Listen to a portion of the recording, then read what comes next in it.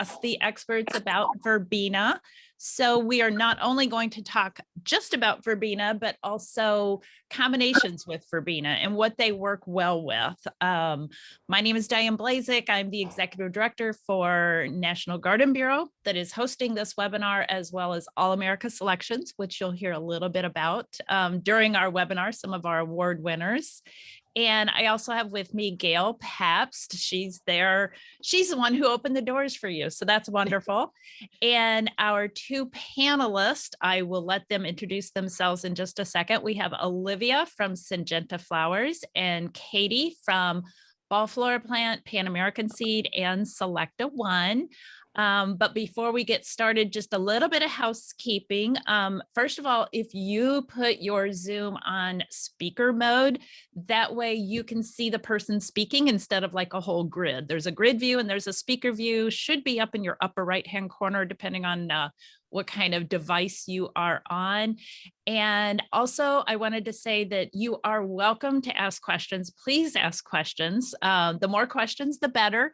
If you ask a question that I already know that I'm getting to later in the webinar, don't be offended. I will get to it.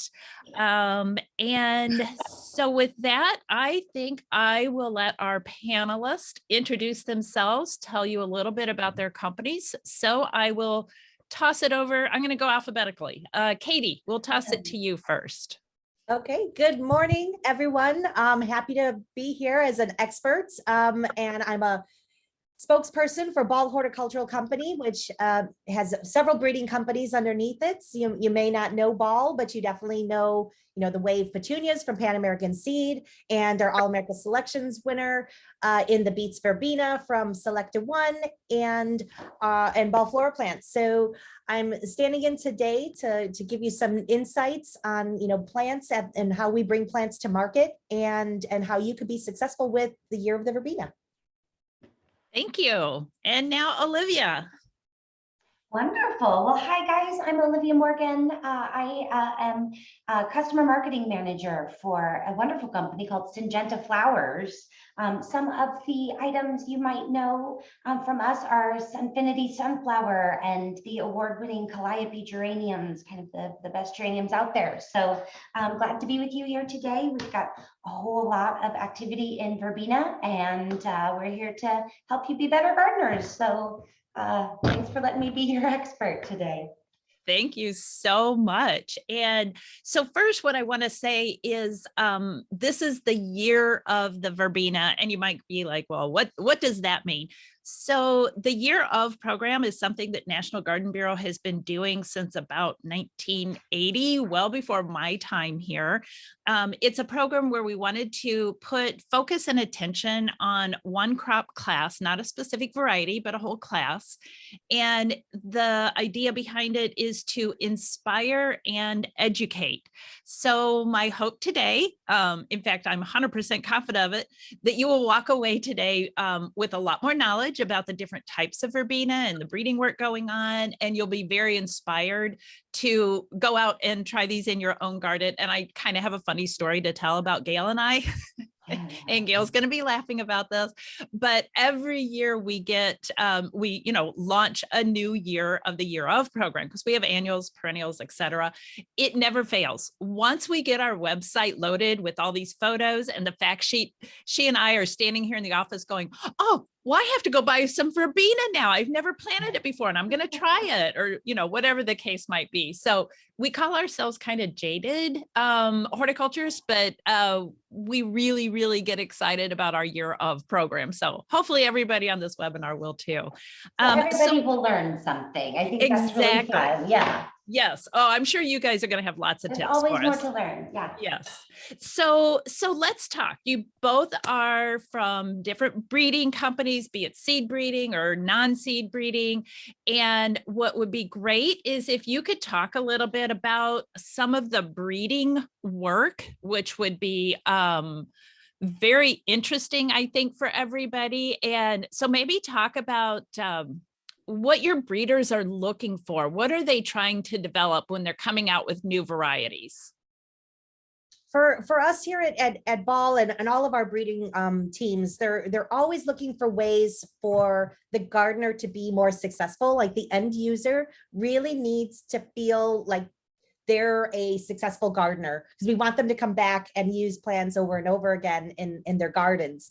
So some of the things we're going to be looking for are breeding them to be a little bit more stress tolerant of our neglect as gardeners. So can they go a few more days with a little less water? Can they take the heat and humidity of certain climates? Are the flower shapes going to be, a little bit larger so they stand out and make a better impact in your landscape, in your baskets? So we really want the end user to really feel successful. And that's where our breeding is ultimately leading a lot of our new varieties to come from. These are not your grandma's verbenas or the wild verbenas. These are cultivated and made to look their best and perform the best. Yeah, I think that that's wonderful. The end consumer is always in mind, especially for us, flower breeders. We're end consumers too. So we're really jazzed about the products that we are breeding. One of the things, my company approach, we like to, work directly with the people that are growing the verbenas for you in the garden center. So we work a lot with greenhouse growers and the retailers about what specifically you're looking for. We develop several different profiles of what the plant potential could actually look like. Maybe it's a vigorous type that spreads and trails over the side of the pot, or it spreads within the landscape and becomes a low growing ground cover. Maybe it's something that explores an upright shape that's nice and compact, that is kind of a cute look and something that's a little bit different. We have vegetative types, we have seed types, and all of those specifically in the plant world for us, experts, I guess, all have different use and all have a little bit of a different attribute, some advantages, some disadvantages if you're looking for something else even. So breadth of breeding in a class like Verbena is really important to us as flower breeders. It's a really large crop category that has come so far in a relatively short amount of time being in cultivation, actually, from flower breeders. Like Katie said, these are new and improved, and so many different benefits just through kind of some traditional flower breeding and selection of cool traits and things that we're always kind of looking for, especially even in the image that's on our screen today. That is, a brand, within the last, maybe 10 years is probably too long, but that pattern is even unique to new Verbena. So you're seeing a lot of really cool breeding out there. Yeah, that's great. We just did a press release about a month ago, and basically it was, if your garden is thriving, thank a breeder. Because exactly what you two are saying is the breeders are working on all these new things to make us as home gardeners more successful, make our gardens more beautiful. So that's really thankful to them. And so now I was going to ask you about a couple different types. And Olivia, you kind of talked about the different hybrid cultivars. So, the spreading and the upright, et cetera, et cetera. And what I wanted to point out, and Gail, I will ask you to put our year of fact sheet link in the chat box, because this will give a lot of additional information where we talk about the different types of Verbena. And what we're going to do is just real quick talk about the various types of Verbena a little bit more if you want to, because we have a new AAS winner that's a Benariensis, and it's called Vanity, which I thought was really cool when I first saw it. Looks totally different than the ones that are going to be on our screen. But after we talk about the types, then we're going to allow each of you to talk about 4 specific series that each one of your companies breeds. And I think by hearing our 2 experts talk about these series, you will see, oh my gosh, okay, so this one makes sense to have as almost a ground cover, or this one maybe upright in a container. So let's talk about that first. You've got the hybrid cultivars, and then you've got Benariensis. Are there any other types, or should we only focus on those 2? I think those are the 2 that I think you'll find the most often in the garden center. We're all could, find botanical gardens where we might see them in the wild, or you might see them in shrub form. But generally, when you're going to shop and you're looking for something to beautify your yard, you're going to find those two varieties. There's the perennial type, and then there's the annual type that we're a little bit more familiar with the wider, flatter flower head, that you'd have more color coverage and these multiple different kinds of habits coming from that one. And very uniquely named. We categorize all of our verbena as Verbena hybrida. So these are hybrids of different things, different species altogether. So it's a really broad class of plants, but mostly in this annual flowering category for sure. Excellent. Okay. And earlier I had said that we run AAS and NGB out of this office. So I want to just kind of take one step further in clarification. So National Garden Bureau is the one doing this program, the year of, and these webinars. All America Selections is a plant trialing organization, and the breeders choose which of their new varieties they put into our AAS trial. And of course, not everything wins. It's interesting. Sometimes it's about 50 or 60% of the entries win an AAS award. So the one that Gail just put in the chat function, the Vanity Verbena bonariensis, that was a recent AAS winner. And then as we go through here, I think Katie has 2 to talk about with AAS winners. And Olivia had mentioned the Calliope geranium, which was a really awesome winner from about 2 years ago. So I just wanted to kind of clarify that in case anybody wasn't clear on the 2 different organizations. So now we're going to show you some pretty pictures. And so we have, I think, about 8 slides. What's better than that? So Katie, we're going to start with you, and you're going to talk about a couple of the series from your company. Then we'll flip over to Olivia, and then we'll start answering some questions. Okay, so let's start with probably one of the smaller stature verbenas that have just recently been introduced on the market. This is the Beets verbena from Selecta One. Selecta One is a breeder overseas who we collaborate here in North America to bring gorgeous colors and different kinds of habits to market here in North America. And the item on the left is an All America Selections winner, which means it's gone through the trialing process and passed with flying colors with the trial managers there. They loved the color. They loved its top performance. This is purple and whites, which is kind of in that realm of the bi-color. So you're getting almost like 2 colors in one, or a nice color swath in one plant. And its nice dark center eye really kind of helps it complement with other colors. But the claim to fame for Beets specifically is that it has much better stress tolerance. So it's not going to cycle out of color. We like to say it doesn't miss a beat of color. And it is one of the smaller growing kind of tabletop verbena. If you only have a patio, or if you only have a patio table, like maybe a balcony that gets minimal light and space, you could have a nice low growing bowl of these colorful flowers on your table.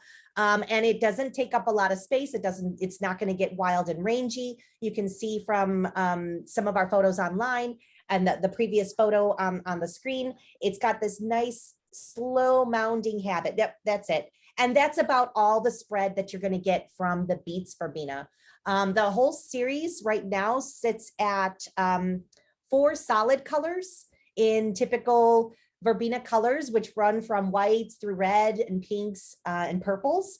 And then we have the 2 bi-colors. We have a red and white and a purple and white that you see here. But what I really like about it is that it does stay low. You could talk over this plant. You know, you don't have to like lean across the table or move it off to the side if you want to have a conversation. It's really only going to grow 6 to 8 inches tall with a slight spread of maybe 1 foot. So a nice manageable verbena for maybe starting out with that really great stress tolerance. If you forget to water it, it's gonna keep its color. It's not gonna drop its flowers. So that's some newer breeding from Selecta One with Verbena Beets. Great, thank you. Okay, next one. Okay, now Verbena Quartz is a seed-raised verbena from Pan American Seed, and it's been on the market for quite a while. We have Quartz and Quartz XP, and what we like to distinguish between the two is you know, the extra performance of that XP is sometimes another way that you might see this listed when you go to the stores. But just when you see something that you like, maybe it's in a catalog, or you see it online, you're seeing some Pinterest boards, and you're like, oh, I want seed of that. I want to start that from seed. Sometimes that's not always possible. So the one we just saw, Beets, is a vegetative grown verbena, which means you'll find smaller plants or young plants in stores in packs or pots and ready to go. But for verbena quartz, this has been bred to be propagated by seed. So you would find seed packets in catalogs, or if you want to be a little bit more economical and start your verbena on your own, you have seed starting kits. You start maybe 3 months before your last frost. And then you'll see some good germination on these. And it runs a really wide gamut of color for the quartz series. We've got a nice mixture, again, the pinks and purples, a nice stark white that will pop against any color that you place with it. It's got a little bit more stronger vigor than the beets. It's going to grow maybe 10 inches tall. So you can see in the photo off to the side here, it's going to get a little bit taller, but it is going to have a wide trail as well. So you'll have a taller, more basket or a small retaining wall. This would trail very nicely over there. And if you're seed minded, and you could find this one in your favorite catalogs as well. Thank you. Next one. Okay, I absolutely love the Endurascape series from Verbena, because you want to go from small and now you want to fill a very wide range of ground cover. Then you're going to look for Endurascape. It's kind of in the name, the scape. You know, we want a big swath of landscape color. And the Endura part of this is that it is tolerant of very cold and very hot weather. We've had really good feedback on this plant to kind of go against a very traditional homestead purple variety, which you might be very familiar with if you're a little bit further south. It's a perennial in many areas. For Endurascape, it's taking that kind of durability and just adding beautiful colors to it as well. So we do have a wide range of colors, again, in the bi-colors, a soft pink, magenta, and then nice stark red, white, and blue. You know, you can make a really gorgeous patriotic mix in this. This one I recommend for larger areas. It is low growing, but it's very wide spreading with a spread of over 2 feet. And you'll want to space these out accordingly. You don't need as many to kind of fill in that landscape.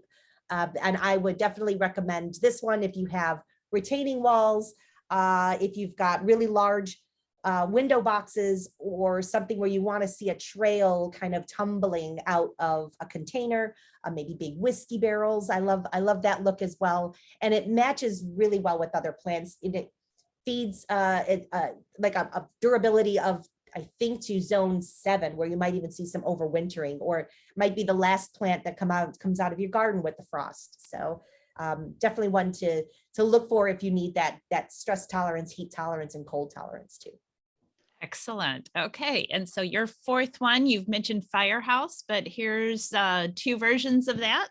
Yep. Oh my God, look at these gorgeous bicolors. When they've got that center color surrounded by a softer, almost ombre effect. This is where that new breeding is coming in. And Firehouse is one that has just exploded with a lot of colors. What we really like to use the Firehouse series for is it does have the trail, but it's a little bit more controlled, not as massive as Endurascape. And this is your mixed container verbena. So when you are getting creative and you want to match petunias or some calibrachoas and other sun-loving coleus or any kind of ipomoeas or sweet potato vines, that's going to match up with the Firehouse series from Balflora plant. So again, vegetatively propagated, lots of gorgeous color in really modern takes on color. So not just pink, but like a corally soft pink, and something a little bit more luscious in like the lavenders and grape colors. And I think you'll really enjoy this one and how it plays well with others. This is a staple in our program that we call Mix Masters, and it can mix with anything pretty much that's sun loving. It behaves in the basket. It responds very well to a little bit of maintenance, you know, kind of cutting off a few of the dead heads, and you'll just see fresh color coming through all season long for you. So we love the Firehouse series. Awesome. Thank you, Katie. Okay, so now we're going to go from the Firehouse to Hawaii, where Olivia is going to take us and talk about the Lanai series. Oh, I'm glad that you chose these varieties to show for Lanai. Lanai is one of the first that had ever kind of come onto the vegetatively produced market for Verbena. So in our Lanais, we have several different profiles, and that's kind of, a funny little breeding term that we use to describe the habit or the phenotype, really, of what these plants should look like. So Lanai was one of the first to market.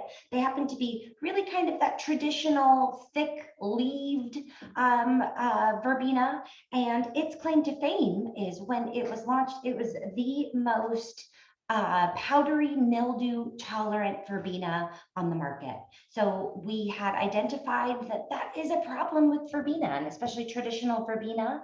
And it's ground hugging. A lot of times it's outside and it's close to the ground. It gets a lot of powdery mildew.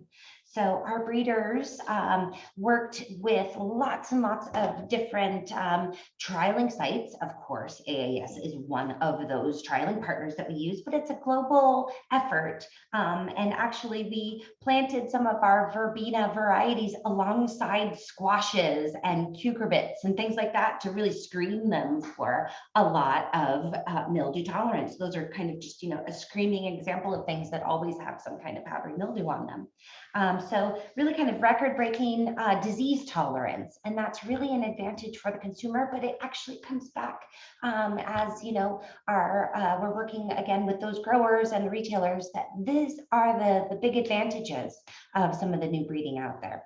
Like I said, there's lots of different styles of these, from the large traditional types that trail or trail from a basket or trail in the landscape.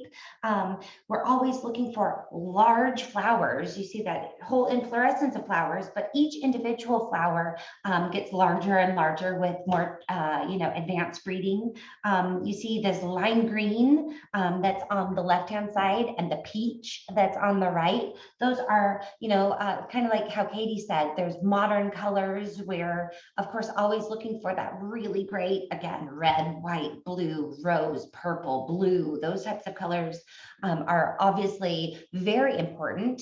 But where can you go from there? You can take the potential of this particular crop in so many directions. So we've got these cool lime greens and peaches. We've got star patterns, one that looks like a candy cane that has won a few awards out in our industry, and different types, large trailing types. Again, we participate too in breeding those kind of tabletop types. We call those upright types. And then we also have compact ones. Maybe you want to have something that doesn't trail over the side of a pot or needs to stay in a more confined space. So Lanai has over 30 colors within those series. So there's a lot of work happening. It means there's almost a color for every need, every color scheme that you could possibly come up with in a landscape. Lanai has got you covered. So a very important crop for us here at Syngenta Flowers. Excellent. And then with Lanai, you have the twister version of Right. Lanai. So Twister is also an industry first that started with our company. And so you see you've got the top half of this flower that has these deep dark colors, and then it kind of fades either into like a picotee shape or a bicolor of the lower petals. And this was really revolutionary when it came out. And so what's great is that a lot of times our breeders kind of unlock these special doors that allow them to kind of, again, take these crops to a new potential. So the twister types were, just really unique in their time. You can see that other breeders are starting to, come with those color patterns as well. One of the coolest things about this pattern, Katie and I both mentioned that we have these vegetatively raised types as well as seed types. A lot of times breeders do share things back and forth, but the genetics don't always mirror each other exactly specifically. So what was neat is that our Verbena, or our breeder working on Verbena, was able to unlock this certain key with the vegetative And he figured out how to do that also in the seed raised verbena. So that was kind of a modern kind of breeding breakthrough for us in verbena. A lot of times the disease resistances and things like this just continue to get better and better, and sharing that knowledge between all the types of verbena are really kind of what bring it forward. So Twister was one of those that was really revolutionary. And then we've got Obsession, right? Is a seed raised verbena. And so these are the types that you're going to find, as mixes in large, packs. The plants are going to stay quite small. That's what they're designed to do. Again, you'll see that they have large flowers, but a lot of times the flowers aren't quite as large as some of the other vegetatively raised ones. So a lot of people think of the seed raised ones as, your borders and your flash color and things that are, mass plantings in municipalities or, things like that. A lot of people use the vegetatively raised ones in more premium hanging baskets or, novelty applications, things like that. But like I mentioned, lots and lots of colors available. A lot of times seed raised items allow you to have a full different set of characteristics. So these again have an incredible color range. You're seeing kind of a light blue and a rose color here. But again, we've got those twister colors. We have different types. The Obsession happens to be that small one, but within the seed ones, there's also some larger, more, large flower types and different seed types as well. We do have some other, award-winning things here.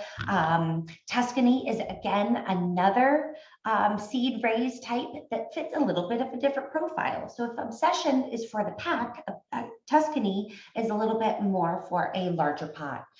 So we offer these kind of different types of verbena, seed ones, vegetative ones. A lot of times that's just to serve our market.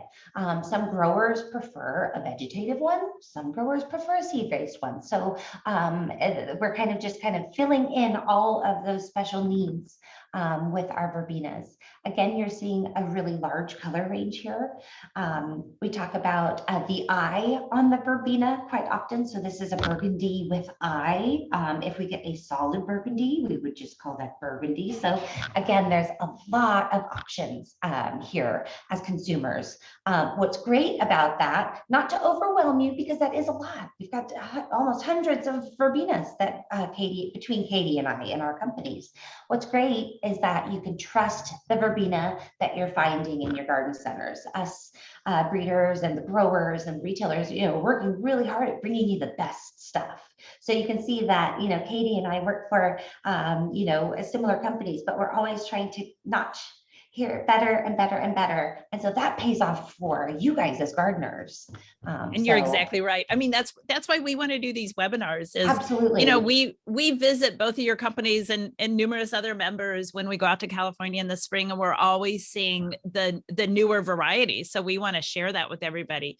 And one of the things that I wanted to, I guess, make a statement, and you guys can support it, is quite often when you go into a garden center, you will not know if it's grown from seed or grown from a vegetative cutting. So my advice is always just read the tag, pay attention to the finished size, and that way you're going to know, oh, okay, I don't want you to be disappointed if you buy a beets and you're expecting it to spread to 4 feet in the landscape, And so really look at that tag. The tag companies, the growers are really good about labeling all these varieties correctly. So yeah, it may be overwhelming, but just look at the tag when you're in the store. And I think that's the best advice. Do you guys have anything you want to add to that?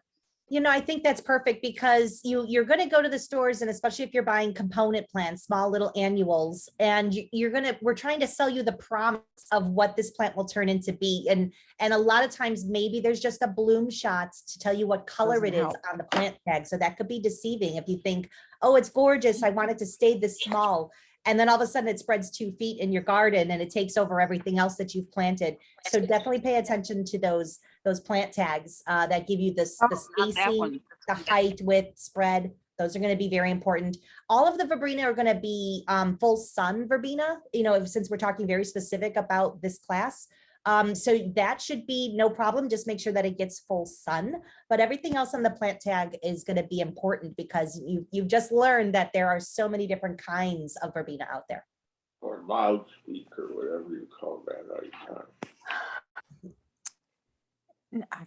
Now I've messed it all up. Diane's on mute. Oh, sorry. One of the questions that we had is, what about the soil type? Are there any that do well in a clay soil? Or sadly, is it you're going to have to amend your soil or plant in containers? So that was the first question. I'll let you answer that.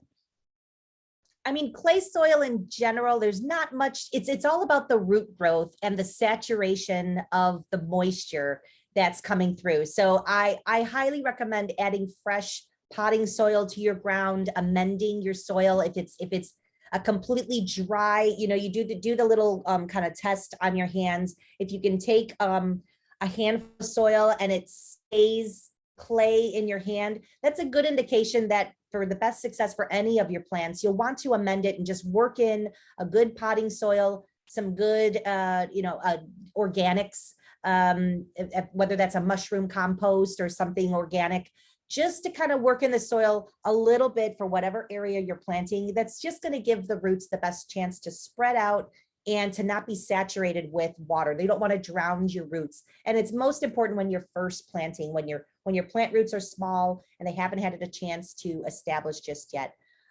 When roots can go deep, when roots can go wide, you're going to have a better chance of Mother Nature kind of watering your plants for you, because that root structure is going to dig deep and find the water that it needs. If you have clay soil and you've got smaller roots, it's always going to be at the surface, and that's where it could get too hot and it could burn your plants. That's where heavy rain could just wash them away. So I would always recommend using just adding a good potting soil to your ground and working that in every year until you get a good consistency that you can be proud of, your plants could be happy in. If you're planting in a container, fresh soil in a container is great, only because soil diseases can kind of overwinter, and that's a good indication that you could start fresh with clean pots and clean soil, and again have the best success with your roots and your baby roots. Excellent. So Olivia, do you want to tackle the question about any deer or rabbit resistant types? Oh, you gave me the harder question. Deer and bunnies love verbena. It does have a really sweet fragrance to it, and so if that's that's one of the benefits of verbena, is that it smells pretty good. A lot of times it's a little bit sticky, even, or a little, it's got a little pubescence on there, something that we might say, and so it is quite tasty. So not the most deer resistant plant out there. I do recommend, if you've got this deer or bunny issues, plant your verbena in containers or baskets that are above their munch line. They're going to wait until those big juicy buds just start to open up, and then they're going to chomp those things. That's something that we actually deal with in our breeding locations. We plant things in rows and in outside in the ground so that we can monitor the performance of these things, and often we get a stray jackrabbit that just ruins our crops too. So we feel the pain as well, but we don't have any resistance to critters at this time. Right. The other positive is that it's so attractive that it also is attractive to bees and butterflies and hummingbirds.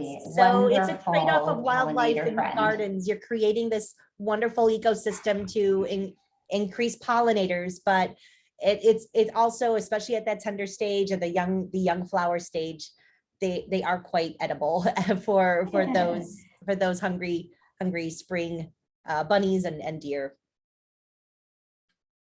Yeah, well, all part of Mother Nature. So we have to deal with everything and just kind of figure out a way to put them in a place where we can enjoy them, and they can't for that. I don't want to belabor that, but something that I've noticed is that usually they only eat the flowers. They don't necessarily like that fuzzy foliage, so they're not killing the plant. So that's good. and the They plant have a will chance to recover. Yeah, and you might lose a few rebloom. blooms, and as long as the leaf structure is there, you'll see new plants. Right. They're maybe they're Absolutely. deadheading for you, and you'll see the new flush of flowers in a couple weeks, usually 10 to 14 days. Absolutely. Yeah, because that was going to be one of my questions about, do they need to be pruned or pinched or deadheaded? And somebody just asked the question about, does deadheading extend bloom? So the good news, first of all, is your deer and bunnies might be deadheading for you. True. But overall, is that something you suggest? In today's modern breeding, it's less and less required. We really try to breed and select our varieties for what we call non-cycling, and that's really just continuous bloom throughout the season. We use a term often that's called burying its own dead. So the flowers, as they grow, just kind of consume the old buds on the inside.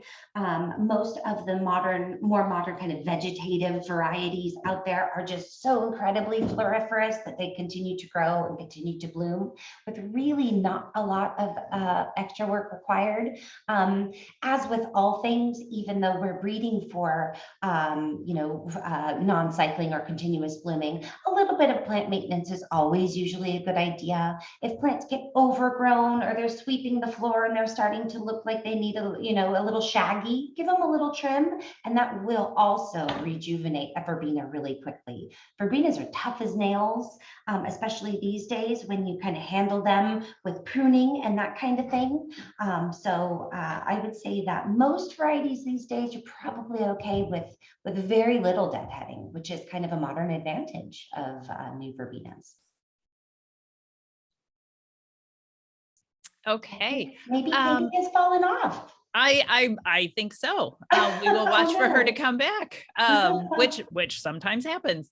So of the varieties that you mentioned, Olivia, and when Katie comes back, we'll ask her, and it may not have been on the slide share, there might be another variety, but would you have one that you would say is best for heat and drought tolerance and one of the larger growers? So which variety from Syngenta do you think would be the better one for the heat and drought tolerance? The heat and drought tolerance are probably going to be some more of the kind of compact versions that we have.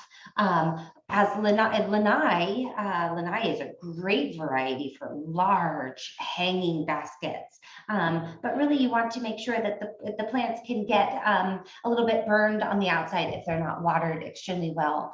Most of our verbenas are pretty well heat tolerant at this point as well. There are some where, if it's really hot, dry heat tends to kind of really zap the verbenas. So they do really, really well in the southern part of the US where there's a lot of moisture and a lot of heat. That's pretty much kind of table stakes for us as breeders these days. It has to perform there. When it gets a little dry and hot and light, usually verbena is not extremely long lasting through the summertime, but really it's about irrigation management. Drought tolerance is a little bit tough in verbena for most containers and things like that. When it's mixed and matched with other genera in a combination, we've got some called quick combos. Verbena a lot of times is if the pot completely dries down and desiccates, sometimes verbena is the first to be affected, and it can look a little, like I said, a little shaggy after a dry down like that, but really they are pretty tough.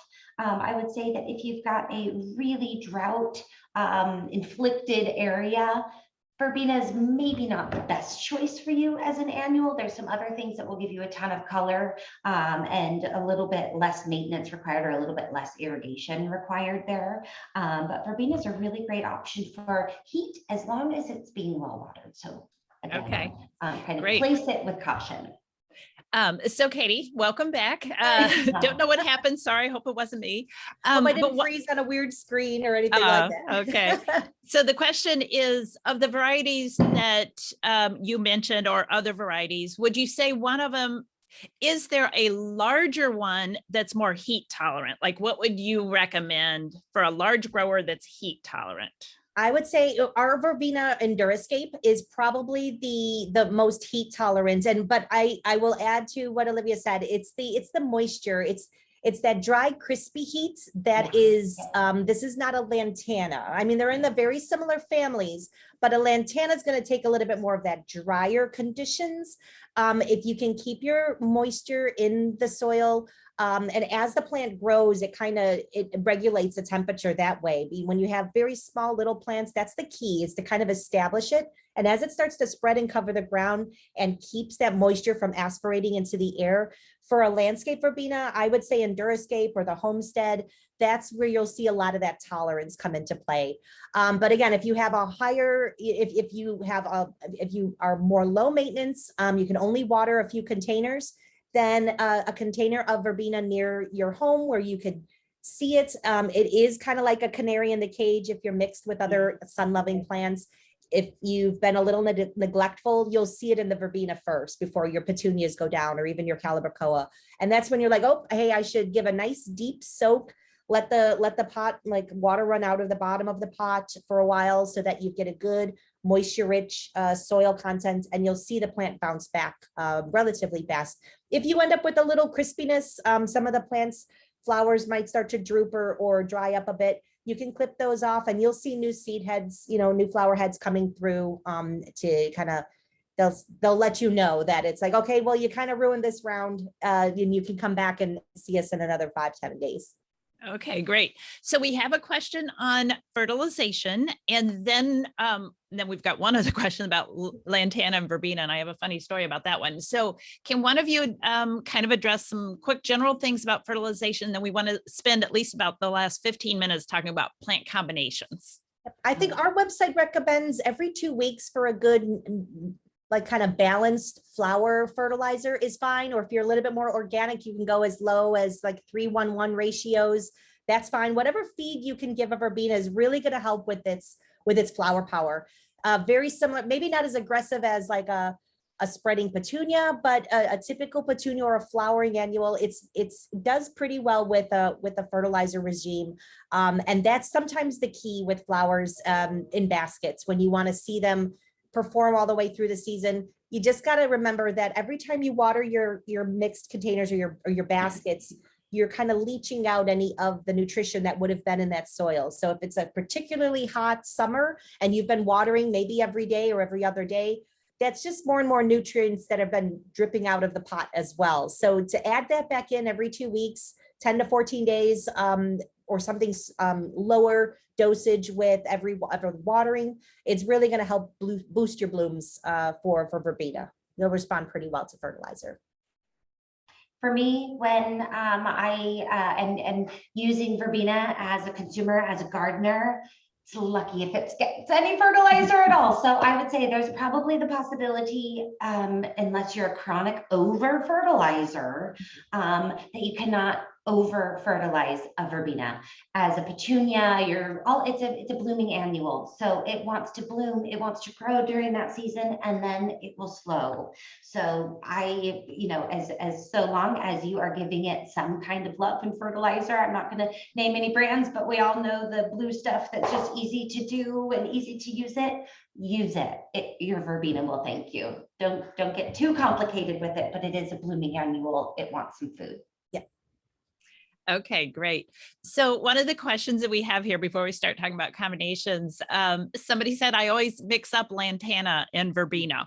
Yeah. So a couple of years ago, we did have our year of program was the lantana, and based on all the selections from our members, they vote on which one. It just so happened that we were supposed to put lantana and verbena back to back, and we were like, let's not do that.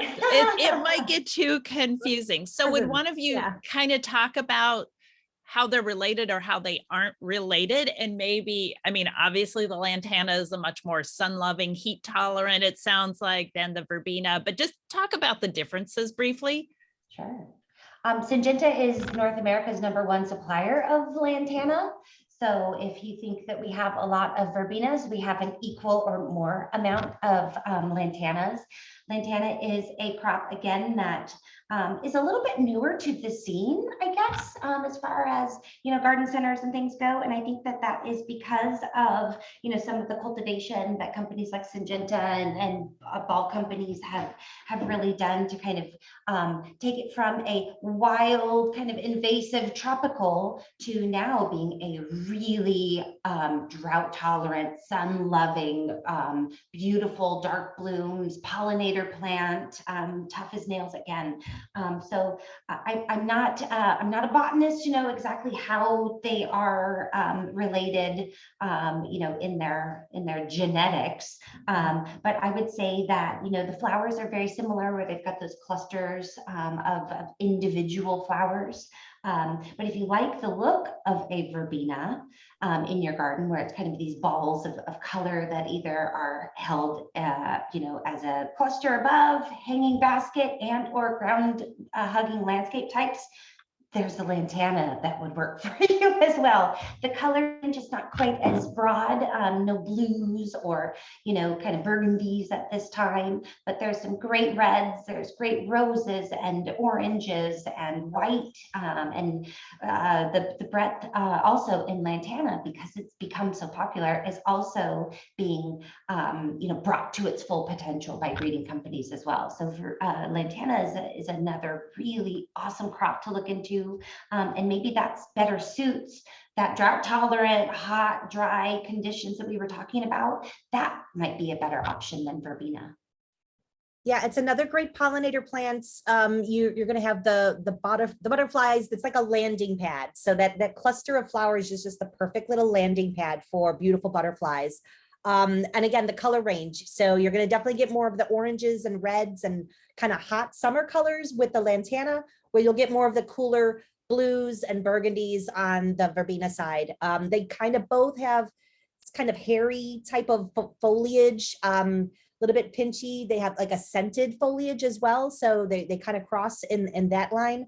But they both add such great texture to baskets that like mix. So again, both love the sun. But again, choosing your habit, choosing your conditions to have the best success in your garden is really the key. Exactly. And so your local retailers, they're going to be buying and stocking things that are best for your market. So, we're sitting here in the middle of the country. We can't tell you exactly what to grow in your area, but talk to your local retailers. They will, because it goes back through the chain to the grower, and the breeders, like your two companies, are making sure the right things go into the right region. So that's awesome. And we thank everybody Sure, through try the our pain. best. We sure try our best. Exactly. Okay, so let's talk about combinations, combination containers, combination baskets, combinations in ground. We're talking about verbena. So what are some of the favorite things you've seen combined with verbenas that makes a great statement, or as one maybe kind of fades a little bit, the other one takes over? So which one of you wants to go first and talk about, we'll just toss back and forth. Maybe Katie do a combination, and then Olivia, you can do a combination.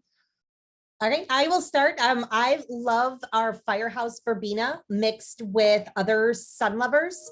So we have our Mix Master collection from Ball Flora Plants has one called Heartland Improved, which uses the red Firehouse Verbena mixed with a gorgeous white petunia and a really soft blue lobelia. So you've got a red, white, and blue combo, but not in an over, you could have a red, white, and blue verbena combo in a monoculture, as all verbena. But if you could also mix in these other textures, I think that's what makes a container stand out a little bit more. So you've got the verbena kind of playing in between with its round seed cluster head, the white kind of building the filler part, and then this little frothy blue coming through. So I love that one from our Mix Masters collection. It's a great way to use verbena and to kind of see how it gives off that patriotic pride for your porches, and it definitely is going to power through the summer. Okay, so just repeat that. It was a Firehouse Red Verbena, a Firehouse blue Red with a white petunia and a blue soft lobelia, annual lobelia. excellent. Tell you what, everybody, we are, recording this and we'll send out a follow-up email. So if our panelists can send me some links, I will include links or photos in that email when we send it out. So we're going to go to you next, Olivia, but I did get another question about pests. So we want to address that before we leave. But Olivia, let's talk about your first favorite combination. So again, a flowering annual that its sole job in its life is to bloom for you. So it's a foundational product in all of our combinations. Katie's companies have one called Mix Masters. My company produces one that's called Quick Combos. The cool thing about these combos is that we've mixed and matched similar things of, similar requirements, similar shapes and sizes, similar things that are going to mix and match and really make a retail ready or a premium basket. And you don't really have to do any of the thinking behind it. You know that these things will all work together. So Verbena and our Lanai series is really a foundational piece to that. I would say it's in, 30 to 40 to maybe even 50% of the total combinations that we offer, because it has that delicate texture and those different shaped blooms. It really adds that specific texture that makes a good combination. Our top seller and one of our most popular items of all time within, we sell over 1,200 products, but one of our top sellers is a combination quick combos that's called Night in Pompeii. Where on earth did this cool name come from? But it has some award-winning stuff in there, and it happens to be one of our first combinations, and again, one of our best sellers. But it's got a trailing purple petunia mixed with a dark blue lobelia and this beautiful Lanai verbena that's called Bright Eye that has a pink and a dark eye that the color changes a little bit. So that texture and the variation in that flower color is what makes that combination so special. So Night in Pompeii, it's in a lot of your garden centers already, so you can look for that one by name. It's a wonderful combo that's great for all spring long. It will last you all summer. Okay, great. So you'll have to send me that link. And I'll include it in our email. Gail did put a link to our combinations page. So, I'm talking about our year of program. We also have a combinations program that's on our website, and all of our members, including our panelist companies, have sent us different combinations to include there, but we will add some more after this webinar, including those two. But before, let's hear, we still have 7 minutes. What about pests? I know that, certain annuals may have certain pests, and how do you treat them, or diseases? We've already talked about the powdery mildew, and that's being bred for resistance. So what we didn't talk about is when you're planting, is there something you need to do to kind of cut back on the chances of some powdery mildew? And then what about other pests besides deer and bunnies that we talked about? Are there other pests that maybe are attracted to verbena? I think the powdery mildew is probably the biggest disease that will hit verbena. And one of the ways to kind of minimize that is to make sure the time of day that you're watering your plants, you want to increase as much airflow around your plants as possible. So if you've got a tight space, you need to think about watering in the mid-morning or before the noon hour, when the plants can absorb as much moisture as it can, use it to its best, ability, before the midday sun will just evaporate it, before the chance of the plant being able to use the moisture is there, but definitely before the evening. And when the sun is going down and there's water and moisture in the soil on the plant leaves, that's when you can have those kind of spores set in. You want moisture on the plants. You want moisture at the root level. Try not to do a lot of overhead watering. Get your hose into the soil area, so or if you need to, so that you're watering at that level. The plant doesn't take in moisture through its leaves. It's all at the root level. And then if the leaves have a chance to dry off during the day, then you'll have a lot less chance of that powdery mildew kind of just sitting on the leaves. And the plant will stay more upright, airflow can get through, and you'll have it dry off in time before all of that. If you end up with powdery mildew, there are a few treatments. You're gonna watch for kind of fluffy patches on the leaves themselves. The leaves are so dark green that you'll see it right away. Be like, hey, what's that white stuff that's appearing, on my foliage, on my leaves? You can do a neem spray or a fungicide. You just follow the label to kind of control that. And again, making sure that you're spraying the right areas and not overspraying, so that you could mitigate any of that powdery mildew. You don't want to get it too bad where the foliage starts to turn brown, or it starts to affect all of the plants itself, the structure of the plant. Okay, anything else to add, Olivia, as far as You're probably going to get some aphids. You can simply rinse them off if you've got just a few plants of verbena, or if it's in your combination. Usually aphids aren't terribly going to affect it too much. So I'd say that's probably the most common pest, besides if you've got a verbena planted in the ground. You might also get snails and slugs, and those are quite damaging to a verbena as well. Cool thing about verbena is that it is so prolific that even if either a powdery mildew is affecting its leaves, or if it does get kind of eaten back a little bit, they do tend to reflush that growth at that leaf point. So typically it's not a death sentence if things get munched on by snails, or if you've got aphids, simply wash them off, or just any old kind of pest spray is probably fine. So I would say it's not one that's typically really targeted by a lot of pests or anything, but mildew, aphids, snails, stuff like that. It's a good time in the garden. Enjoy your garden. Scout it, take a look at the undersides of the leaves every so often, and kind of I guess get out there and see them before they get out of control. So even if that's just once a week on a Saturday, that's the time you have. Take that time to just go out in the morning, evaluate your plants. Does something need to be cut back? Is something getting a little overgrown? Does something need a little bit more nutrition? Are they starting to show the signs? And by being present in your garden and kind of just being its caretaker, that's the best way to kind of like hedge off any kind of really deep damaging effects that any of your flowers could have. One of our judges said one time, a shadow is the gardener's best friend, or the garden's best friend, because it means you're there looking at them. And I was like, oh, that's just genius. That's sweet. Yeah. Yeah, that is good. Okay. So do you think both of you can take 1 minute, 60 seconds to describe another favorite combination, or what you like to plant verbena with? 60 seconds. Who goes first? Okay, I'll go first.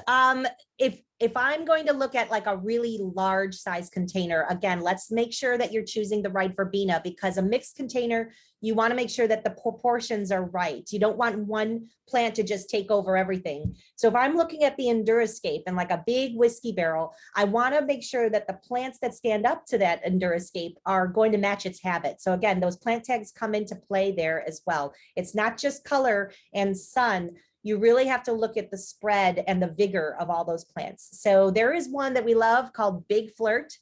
So it stands up to the Endurascape verbena. So nice, big, wide, spreading, trailing verbena with a really vigorous color rush petunia. So this is your landscape petunia, really wide spreading, or a wave petunia could go against an Endurascape. This is not for your smaller little petunias that are just going to stay in the middle. You want something that's going to maybe trail and cage match with the Endurascape. And then for a little extra texture, the Supercal Petcoa is another great kind of hybrid between a petunia and a Calibrachoa, but it has that vigor, and its smaller flower size is going to look really unique against the same bloom type as the petunia. So you'll have this dimensional look. So I'm really excited about Big Flirt, and it's got purples and pinks and bicolors. It's all very feminine and romantic, but really vigorous and stands up to each other.